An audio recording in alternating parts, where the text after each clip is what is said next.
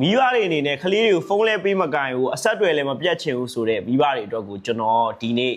smart watch လေး SIM card ထည့်လို့ရတဲ့ smart watch လေးရောင်းချပေးပါမှာဖြစ်ပါတယ်ခင်ဗျာဒီကောင်လေးရဆိုလို့ရှိရင်ကျွန်တော်တို့ Z09 လို့ခေါ်တဲ့ model လေးပါဒီကောင်လေးရဆိုကျွန်တော် basic ပေါ့နော် basic ဆိုတာကျွန်တော်ထွေထူးတော့မလုပ်လို့မရဘူးဖုန်းပြောလို့ရတယ်ကျွန်တော်တို့ဒီဘက်ကနေဖုန်းခေါ်လို့ရတယ်အဝင်အထွက်ကျွန်တော်တို့ဖုန်းပြောလို့ရတယ်ပေါ့နော်ဒီကောင်ကတော့ဒါကတော့ K10 ပါ K10 ကတော့ feature လေးနည်းနည်းစုံတာပေါ့ဗျာဒီမှာ design လေးဒီမှာနည်းနည်းလေးပြောင်းလို့ရတာတို့ပါတော့ပေါ့နော်ပြောလို့ရှိရင်အထဲမှာကလေးတွေတော့နည်းနည်းကလေးစရာလေးပါမယ်ဗျာဆိုတော့ဒီကောင်ကတော့ basic ပေါ့နော်ဒီကောင်ကတော့တခြားဘာမှမပါဘူးဖုန်းပြောလို့ပဲရမယ်ဖုန်းဝင်ထွက်ရမယ်ဒီလောက်ပဲပေါ့နော်contact တွေမှတ်လို့ရမယ်ဒီကောင်ကတော့ contact လည်းမှတ်လို့ရတယ်ဖုန်းဝင်ထွက်လည်းရတယ်တခြားသူတို့နည်းနည်းပါကလေးစရာလေးနည်းငယ်ပါမယ်ပေါ့နော်ဆိုတော့ပြီး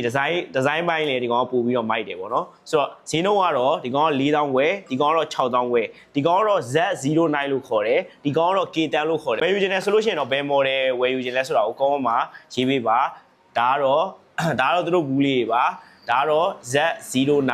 ဒါကတော့ K10 လေးဖြစ်ပါတယ်ကျွန်တော်ဆိုင်မှာခဏလာမေးပါတယ်ခင်ဗျာ SIM card ထည့်လို့ရတဲ့ smart watch တွေခလေးတွေတော့သုံးကျင်တယ်ဆိုတော့customer တွေအတွက်ကိုကျွန်တော်ရောင်းချပေးခြင်းဖြစ်ပါတယ်အာမခံအနေနဲ့ဒီကောင်အာမခံကျွန်တော်တို့ဘက်ကနေပြီးတော့3လတိတိအာမခံပေးပြီးတော့ရောင်းချပေးအောင်ဖြစ်ပါတယ်ကျေးဇူးအများကြီးတင်ပါတယ်ခင်ဗျာ